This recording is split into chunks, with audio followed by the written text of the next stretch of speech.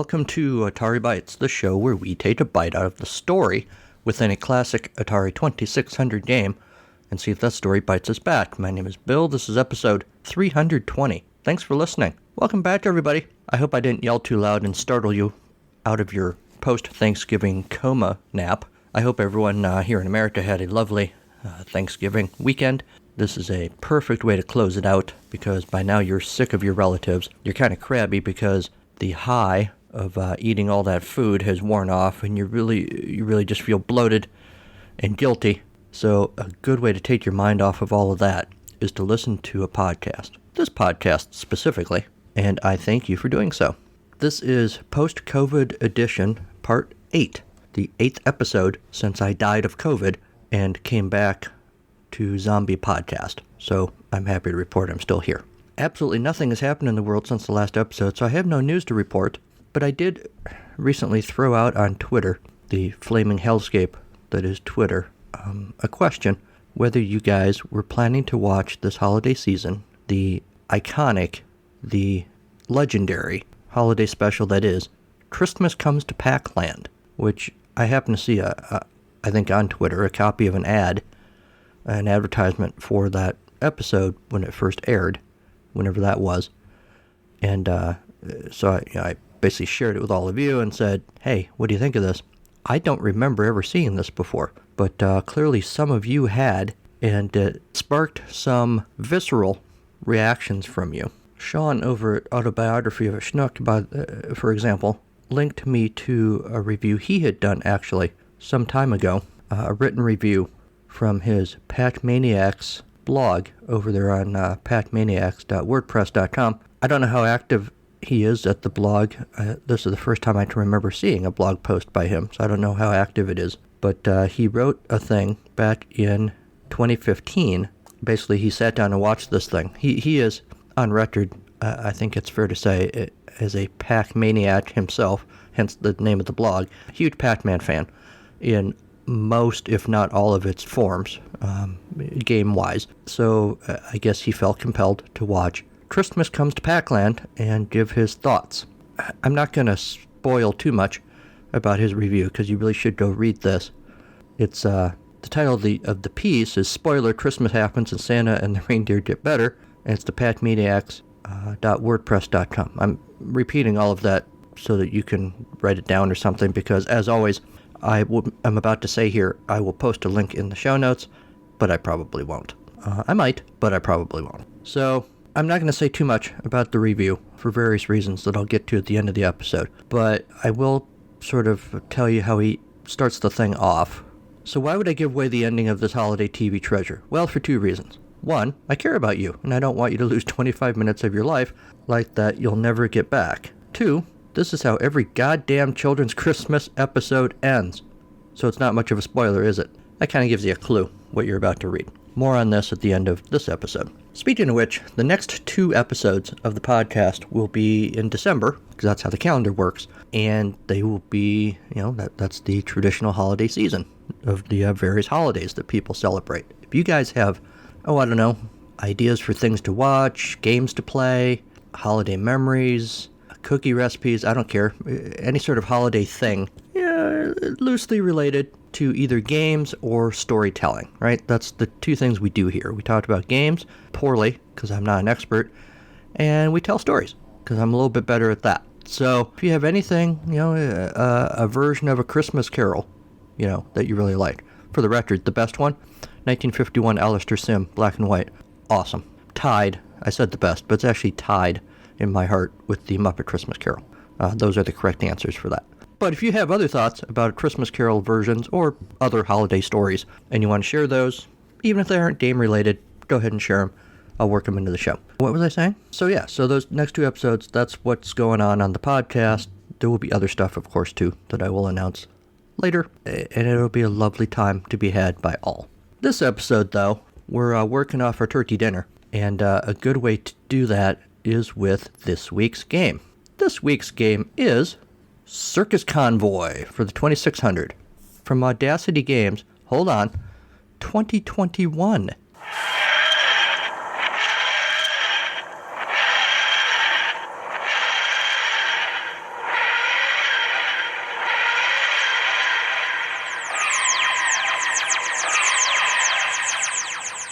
This, of course, is one of the 2 titles put out by Audacity Games. The new venture by David Crane and Gary Kitchen. Icons, of course, in game development. There was much ballyhoo. It was much ballyhooed. So I guess there was much ballyhoo around this new venture that they had. And Circus Convoy was one of the first 2 that they released. And it, spoiler, it does not disappoint. Starting with the box. The box is gorgeous. It is very retro, as you would want and expect. Audacity Games presents Circus Convoy. And there's this lovely, brightly colored picture of a muscle dude with a headband and everything, leaping from one semi-truck with a very concerned giraffe in it to a tanker truck with a snake sticking out of the top of the tank, and then birds flying at this dude. It's all very dramatic. And a lovely sort of rainbow thing following this guy. I don't usually talk about the packaging, of course, but this was a brand new Atari 2600 game, so it seems appropriate to talk about the packaging. Very retro-looking packaging, again, as you would want. On the back, we're told that the game was conceived and designed by David Crane and Gary Kitchen for one daredevil at a time. So you open it up, take out the cartridge, take out the manual, Circus Convoy instructions for your Atari video computer system. Welcome to Circus Convoy, the first Atari 2600 game brought to you by David Crane and Gary Kitchen in over 30 years. In Circus Convoy, you play as Andre the Magnificent, a.k.a. the Chameleon, a circus strongman traveling in the Heartland Traveling Circus. As the Circus Convoy barrels down the blacktop, Andre has learned that a rival circus has sabotaged their gear, all but guaranteeing cancellation of their next show. In the process, the saboteur has scattered an array of circus props throughout the convoy for you to use. But be careful. Many dangerous items were also left behind. Now it's up to you and Andre to collect every circus prop and check out the sideshows to make sure every target and skill work perfectly. Good luck. The circus's strongman, sometimes a swami or a clown or 3 question marks. What we do know is that he travels the world with the Heartland Traveling Circus, a mobile carnival circus show, and he's a master of disguise. He has learned the art of incognito, how to blend into a crowd in such a way that you might look directly at him and not even notice him. He is known as the Chameleon, but today he appears to us simply as Andre the Magnificent. My sense is, although I don't know, that this character was intended to appear in other games, and maybe has. I'm not sure. We get the instructions that are always present, tell you how to use the joystick. On the title screen, you can choose to register your game or start the game. I have never, for the record, I've never registered the game. I don't think I have. Maybe I should do that at some point. From the title screen, push the joystick right to start playing. Old school play, state-of-the-art technology. To capture the old school retro feel and stay true to the Atari 2600 console, David and Gary designed Circus Convoy using the same technology that was available in the early 1980s when they created such Activision classics as Pitfall and Keystone Capers. In addition, the game utilizes state-of-the-art dynamic QR code technology that allows you to access online help guides and submit your game scores. No more taking photos of your game screen to submit your high score. With your mobile device, simply submit your high scores directly to Audacity's global leaderboard. I have never done that, for reasons that will be obvious when you look at the field report. There's some brief instructions on how to access and use the QR code. At the start of the game, you're atop Andre's dressing trailer. They suggest you run around a little bit to get a feel of how the guy works. Not only can he jump over enemies and obstacles, he can jump between the semis that make up the convoy. And check out his running slide maneuver. Simply pull down on the joystick while running to slide to a perfectly controlled stop. This can help you get through some pretty tight spots. Explore the massive convoy while collecting all the circus props you can find. When you don't think you can go any further, experiment with the props you've collected at different locations along the convoy. But remember, sometimes you can use one prop to get into a place, but may require a different one to get out. When you need help, check out the online gaming guides for a few useful tips. Just toggle the game select and point your smartphone's camera at the QR code. I did not do that. I should have, but I did not. On screen, you see various things. You see Andre, you see a drone flying overhead sometimes, birds, airplanes, giraffes, circus props in your inventory panel, which can include a parachute, a bomb, a black key, a gold key, a ruby key, a crystal key, a jade key, a birder, a star, a gold bar, a gas can, a one-up, a padlock, a brick wall, a toy gun, which looks a lot like a real gun, ammo, and these are all things you can pick up along the way. They show up in your inventory, and you have to figure out the ways to use them and when to use them. Your enemies include an airplane, a bunny and hat, a flaming skull, toy teeth, those chattering teeth things, rattlesnake, cobra, electric spark, an open flame, an alien, a propane, a lighter igniter thing, a flaming hoop, a unicycle, a scorpion, a clown, and a giraffe. If Andre loses a life during play, he'll respawn somewhere along the same truck he was on before he was hurt. But be careful, Andre only has 5 lives with which to complete the game, unless you pick up extra lives along the way. Scoring is based upon finding and using every circus prop in addition to collecting every star. Pull down on the joystick while simultaneously pressing the red button to display the inventory panel.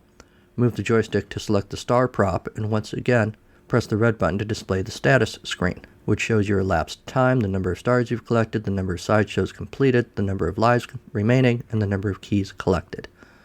Pressing the red button returns you to the game screen. No spoilers here for the field report, but I have never completed, nor have I seen, a sideshow. The maximum score possible on each sideshow is 5 stars. You may have to play each one many times to earn the perfect score. You're awarded stars from a sideshow when you successfully navigate it back outside. If you die in a sideshow, any stars that you collected during that play are lost. All your props show up in your inventory. Pull down on the joystick while simultaneously pressing the red button to access it, and it will show you 4 props at a time, displaying an underlined cursor below the prop that is currently highlighted. I think we all basically know how scrolling inventory things work. The quantity of each highlighted circus prop you have collected is shown at the top of the screen, as well as graphically below the prop's icon. You can only select a prop if you have at least one in inventory. At the point you're ready to use a prop, but you haven't actually used it yet. Once you select it, you're ready to use it, but you haven't actually used it yet. If you change your mind, you can return it to the inventory by pushing up on the joystick and pressing the red button. The prop you've selected appears in the upper left corner of the game screen, and to use it, you just press the red button. While playing the game, you learn which inventory items can be used for travel between trucks. If you run out of those and find you can't leave the truck you're on, don't waste time. Submit that score and play again, next time trying to be more frugal with your inventory. Or just do what I did, just restart the game. And again, they remind you that sometimes one prop gets you into a place and a totally different prop gets you out. And then the manual talks about quitting the game and submitting your score. It's the thing with the QR code, which I've never done. And then there's a brief tips from David Crane and Gary Kitchen. David Crane, of course, has 40 years of gaming experience. He was instrumental in launching the multi-billion-dollar third-party video game software industry. He was an early Atari employee, co-founder of Activision, known for his whimsical gameplay, finding amusing, compelling ways for the game player and all of us to interact with on-screen characters from Pitfall Harry and Pitfall. This game, Circus Convoy, has big-time Pitfall feels for me. He also did Freeway, and he created the jelly bean-eating, shape-changing blob from the vitamin-deficient planet of Baba Bologna in A Boy and His Blob, which I'm not familiar with. He's published nearly 100 commercial video game products. In 2010, he was the inaugural recipient of the Academy of Interactive Arts and Sciences Pioneer Award. He was also awarded the 2009 IGN.com Top 100 Game Creators of All Time, the 2003 Game Developers' Choice First Penguin Award, and the 1990 Parents' Choice Award for A Boy and His Blob. Quote, "Yes, there is an Easter egg in this game, and you need it to get a perfect game. No, I'm not going to give you a hint about where it is or how to earn it. If you find it, be sure to drop me a note at davidcrane@audacitygames.com. Good luck." If anyone, I don't want to know what the Easter egg is, but if anyone has found the Easter egg and emailed David Crane, I'm just curious what sort of a response you get back. Meanwhile, Gary Kitchen is an accomplished video game designer with over 40 years' experience as a toy designer, inventor, and pioneer of the video game industry. Personally designed and programmed a multitude of games, and oversaw the development and publishing of more than 300 titles. Retro game lovers remember his Atari 2600 version of Donkey Kong, the hit game Keystone Capers, and computer products such as Designer's Pencil and Gary Kitchen's Game Maker. He's gotten many awards and nominations, including Best Simulation Game for Game Informer Magazine for Super Battle Tank, Best Creativity Product from SBA Excellence in Software for Gary Kitchen's Game Maker, and Video Game of the Year Certificate of Merit from Electronic Game Magazine for Keystone Capers. Personal awards and honors include Video Game Designer of the Year from Computer Entertainer Magazine, Lifetime Achievement Award in Video Games from Classic Gaming Expo, and nomination by Inc. Magazine as New Jersey Entrepreneur of the Year. Quote, "Watch the eyes of the evil clown to get an idea what he is thinking, but be careful, he is an excellent shot. If you did buy him, shoot me an email at garykitchen@audacitygames.com and let me know how you did." Same deal. If you happen to email him, I'm just curious what sort of response you get. Then you can join the Circus Convoy Club, see what you get. Upload your qualifying score, and we'll send you a membership patch. I don't know, though, if that is like a physical patch in the mail, or if that's some sort of on-screen patch thing. If anyone's gotten it, let me know. Casey's Gold, that's the other new title from Audacity Games, due out at the time this manual was written, due out in spring of 2021. The Gold Rush Gulch Railroad has been assigned to move tons of gold across the open desert to destinations unknown, but someone has tried to steal the gold. Now it's up to you and conductor Casey O'Kelly to search every train car for the missing treasure. From caboose to engine, and every rail car in between, Casey must look high and low to find each gold bar and coin. Can you do it before time runs out? Find out when you climb aboard the Gold Rush Gulch Railroad in Casey's Gold. I do not have that one. I honestly felt like I spent enough on Circus Convoy, so I did not pick up Casey's Gold yet. If anyone's played it, go ahead and give us a mini review. And that is how you play Circus Convoy from Audacity Games 2021. I'm not rich or famous. I'm not a movie star, rock icon, first responder, nurse, doctor, or anybody else whom we all look up to. I'm just a schnook. Just like Bill, I love to tell stories. Unlike Bill, though, I'm not creative enough to write my own, so I just tell my own real-life stories in this book read by the author style podcast. All about life lessons, growing up, and every episode a segment about music. Music that I love, artists that I admire, and sometimes even my own music. You can find Autobiography of a Schnook on all your favorite podcast suppliers, or you can go to schnookpodcast.com. That's SCHNOOK podcast.com. And I firmly believe the good goes around, and I sincerely hope that Autobiography of a Schnook proves to be some good that goes around your way. The Audacity Games website says that after hundreds of requests for original old-school games from your favorite authors, Audacity Games was founded by Activision co-founder David Crane and ex-Activision game designers Gary and Dan Kitchen. Here's your one-stop shop for games from the old masters, with apologies to Rembrandt. You can get Circus Convoy, Casey's Gold, you can get a cartridge case, I'm looking at their store, a circuit board, label sheets. Audacity Games develops, manufactures, and publishes professionally made original retro games complete in box. We also support the homebrew community, offering circuit boards, cartridge plastic, and blank label sheets to allow people to make and publish their own games. There's a piece on GameScholar.com where Leonard Herman writes, in early 2020, I had an agreement with Dan Kitchen to do the documentation for his new game, Dan Kitchen's Gold Rush, that he was releasing under his own company, Tiki Vision, which would have been a sequel to his brother Gary's Activision hit game Keystone Capers. He worked on it for a while, didn't really go anywhere, and then this guy found out that the project was being moved to this new venture with Gary and David Crane called Audacity, and this guy was prompted to switch gears and work on the manual for their first game, Circus Convoy. Circus Convoy was the most polished manual I created to date, designed to look like an Activision manual. I spent more time on this one than on any manual that I did before it.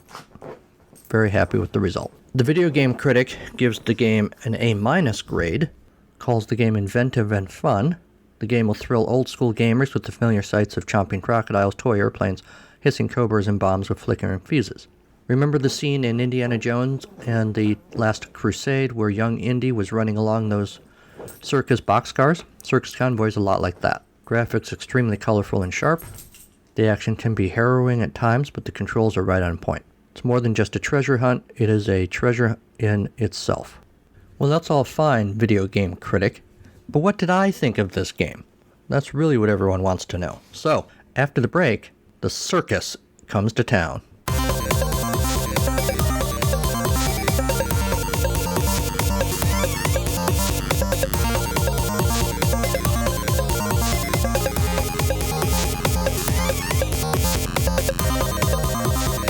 What's your favorite part of the circus, Henry? You like the clowns? You like the elephants? You like the general creepiness factor? He can't decide. Well, he's about to find out what he likes best about the circus, and it's called Circus Convoy. Are you ready to check this out? He's so ready. Gratuitous headshot. That's a big zoom in. I don't know if you're picking up that audio on the microphone or not, but it's a jaunty little song. There's a guy I'm going to call Andre the Giant on top of that train. That's not what they call him. A train on a regular road? Well, I called it a train. It's not actually. It's a semi-truck. Really? Just relax, dude. Wait till the game starts. Alright. Here we go. You are the chameleon. In this game, you are Andre the Magnificent. I think the chameleon intended to be a character throughout many games. In this game, you're Andre the Magnificent. If you've listened to the rest of the show, I've already explained all this, so we'll just get right to it. Maybe. This guy looks a lot like Pitfall Harry in a different outfit. Star, bird, gas can, another star, bomb, parachute. Of course, we're ignoring behind us the awesome Activision style sunset behind us. Sort of an iconic scene. I noted that this guy looks like Pitfall Harry already. Very nicely rendered semi-truck and trailer barreling down the highway.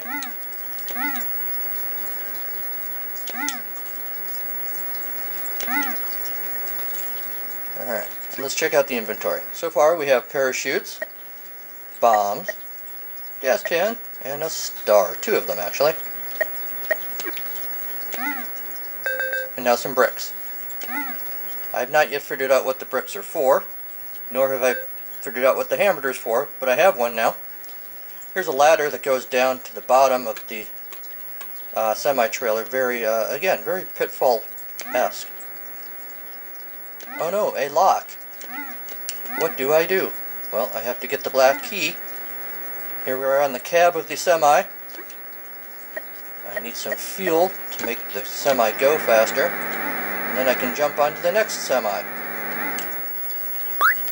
Bunny in a hat, very cute, but not my friend. Bunnies are not your friends, people. There's the black key. Oops, now I killed myself. Oh yeah. So now I want to get back to the other part of the semi, to the other semi, where the lock was. So I need to use a parachute, for some reason. Whee! Now, there's the key. There it is. Now, oh yeah, and then I get a toy gun with actual bullets, apparently. I don't quite understand that, but alright. Another blast of fuel. Jump. Bunny. Get out of the way. Bomb. This yellow lock on the side of this truck, I think that is significant somehow, but I've yet to figure out how. Airplane, don't get hit by the airplane. Like that. Dang it.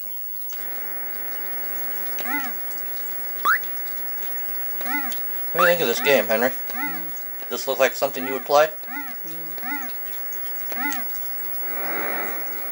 It's all puzzles, of course. There's not a whole lot of action. It's just, you know, picking up these, See, I don't know what that is all about either. When I flipped this little thingy on this thing that looks like a gas can, then there was a quick shot of a screen that said a couple words on it.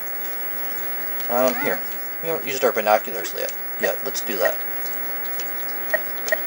Oh, shoot. I can't, because I haven't picked up the binoculars yet. Let's go get the binoculars.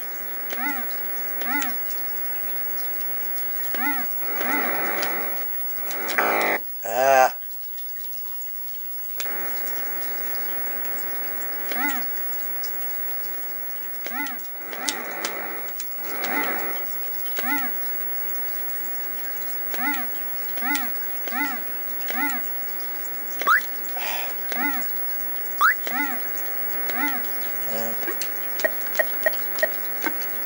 Whee!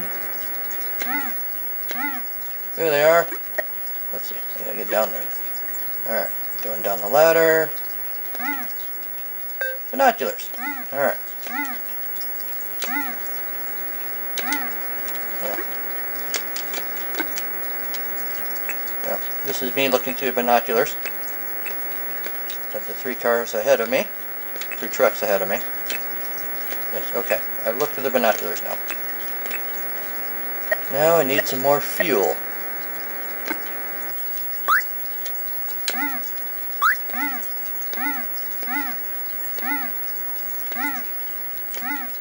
I don't know what I'm supposed to do with this lock. Use the bomb. Yeah, I think I tried that earlier. I'll try it again.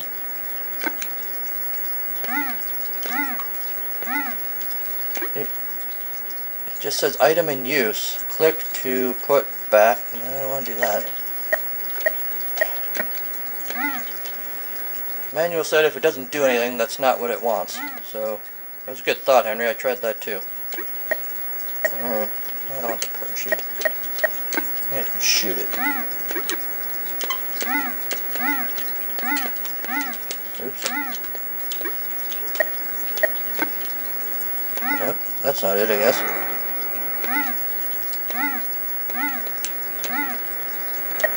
Using my binoculars. Nothing, nothing, nothing. Whole lot of empty road up ahead. So clearly there's something else I'm supposed to do. This is all the farther I've gotten. This is the whole game, basically. It's a lovely looking game. It's one I would keep playing. But I'm not gonna right now, because I just died.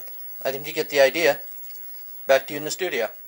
Hey Atari fans, this is Michael, one of the hosts of the Atari XEGS Cart by Cart podcast. Join Bill, David, Kieran, and myself as we review cartridge-based games for the Atari's last answer to the 8-bit gaming system, as well as delve deep into their history. Kieran will also introduce everyone to the UK's budget games. You can listen to us on iTunes, Stitcher, Google Play Music, Player FM, or from our website at xegs8bit.com. That's xegs, the number 8bit.com.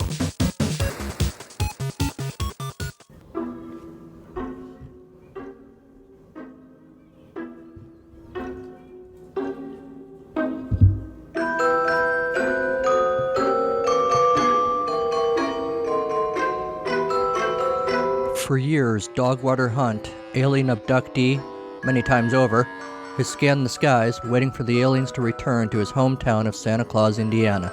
Yes, it's a real place. This year, on Christmas Eve, Dogwater believes it will happen.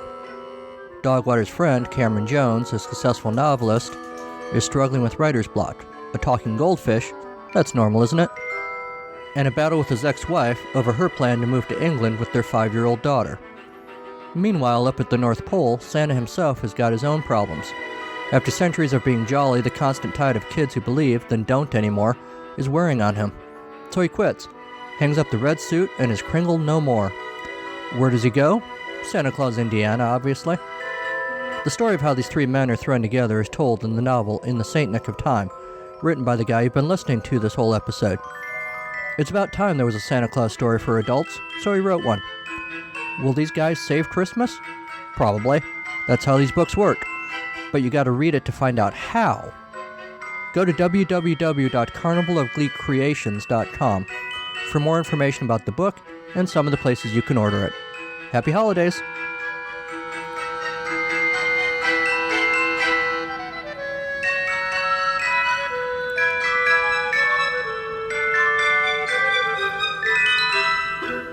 Here's the thing about Circus Convoy for the 2600. Not surprisingly, I really like this game. Everything I've read has mentioned this already, but it's just well known that probably there are some of you out there who disagree. But many, maybe most, of the most memorable and entertaining games for the Atari came from these guys. David Crane, Dan Kitchen. So it's no shock that they would, even all these years later, in purposely trying to create a retro-style game, would succeed with a title like Circus Convoy. And I'm sure the other one is good too. Someday I will plunk down the money and get that one too. I had a lot of fun with it. I need to spend more time. I just barely cracked the surface with it. I need to spend more time to figure out how to use these different items in my inventory to actually progress in the game. What you saw in the field report is literally all the farther I ever got with this when I was messing around with it. But as always, with these episodes, I get a little taste, and then I share with you my little taste of the game, and then I go write a story. So that's all the farther I've gotten, but it's it's a game that I will come back to and sit down with some Sunday afternoon when I got nothing else to do, because it's just fun. If you guys have thoughts about Circus Convoy, whatever those thoughts are, please share them with us.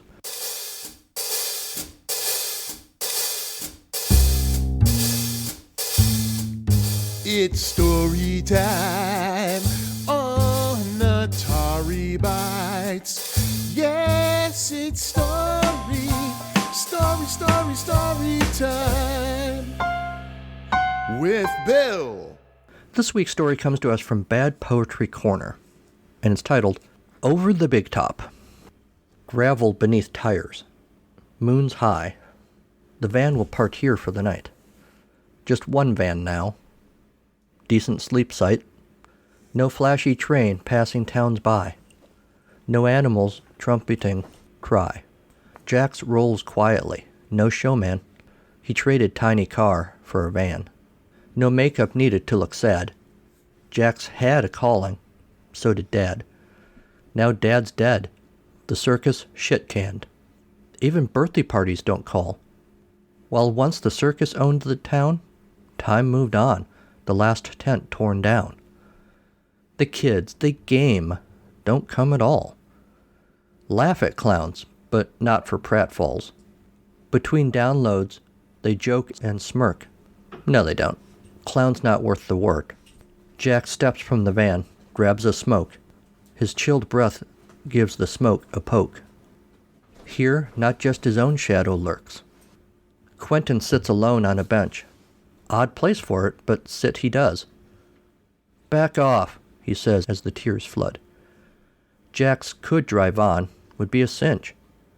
Go now, Q screams, son of a bitch. Tough audiences are Jax's drug, and it seems Q needs laughter's hug. Go on, Q grunts as Jax cartwheels. Does superb act. Jax was big deal, and Quentin laughs like a big lug.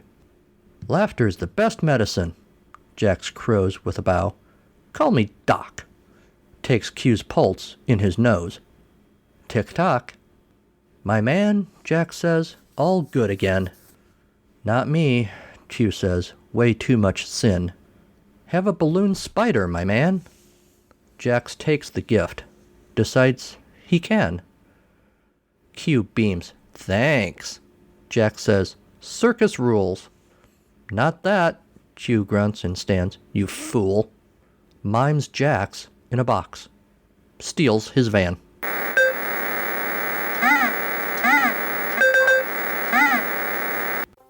Hi, this is 8-Bit Rocket, Jeff Fulton from the Into the Vertical Blank Generation Atari podcast.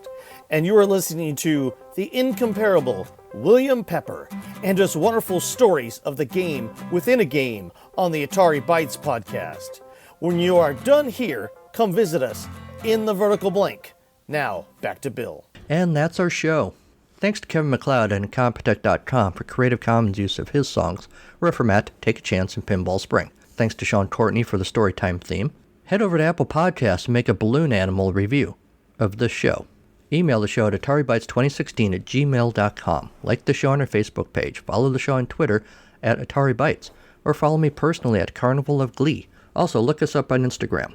Oh, by the way, I am not planning to leave Twitter, despite the dumpster fire that it is right now. But if Twitter just folds up shop, or if you guys just want another place to follow me, I do have a Mastodon account now. It is brand new as I'm recording this, and I don't, frankly, totally understand Mastodon at this point, but it is, I'm there under Carnival of Glee. I'm not splitting out my accounts for different podcasts and things. It's just, everything I do will be over there with me as Carnival of Glee. I did put up on my Twitter feed an invitation that you can click on, I guess, to head over there and follow me there. I'll probably do that again at some point. But in the meantime, you can look for me at Carnival of Glee and follow me there. And I hope you will. I'll be posting the same kind of stuff that I do other places. And I guess we'll see what happens. If any of you guys are over there on Mastodon and you want to share with us where you're at, please do. Because, a lot of us are wandering off to new lands. given what's happening at Twitter. So, thanks. Oh, but hey, if you want to talk to us directly, you can call us. I say directly, but in truth, I'm not going to talk to you when you call. But if you'd like to call 563-265-1978 and leave a voicemail about, I don't care, most anything, probably related to video games and stories. But, you know, you do you, and there's a pretty good chance I'll play it on the podcast. Check out the website, www.carnivalofgleecreations.com. Everything I just said is up there on the website as well, along with links to places, just some of the places you can buy books that I've written. It's the holiday season. Everybody's shopping for stuff to buy. I got books to sell. Seems like a magical combination. You can also support the podcast by going over to patreon.com, where Atari Bytes, BYTES, has a page over there, and you can sign up and help support the show that way and get little special bonuses, anywhere from thanks from me to bonus material. Pretty good deal. Speaking of thanks, these people all have my eternal gratitude. Michael Tyler, Jose Gazeta, Sean Courtney, M. West, Jeremy L., Mark Super, Jim Goebel, and Robert Ferguson. All right, all that's left is to tell you, next time on Atari Bytes. I alluded to this early in the episode, but after I tweeted about Christmas Comes to Pac-Land, it kind of sat there in my head to the point where I finally decided, screw it, I'm going to go ahead and watch Christmas Comes to Pac-Land. So I've decided next episode, instead of playing a game and writing a story, I'm going to watch Christmas Comes to Pac-Land and tell you what's what with that episode and kind of what I thought about it. So if you guys have thoughts about Christmas Comes to Pac-Land, go ahead and share them, and I will spread them to the world, at least the small part of the world that listens to this podcast. I would also like it if you sent me prayers, because this sounds like a bad show. Maybe send me booze, too. And, of course, as always, until next time, go play some old games, or some new ones, like Audacity Games offerings. They've missed you.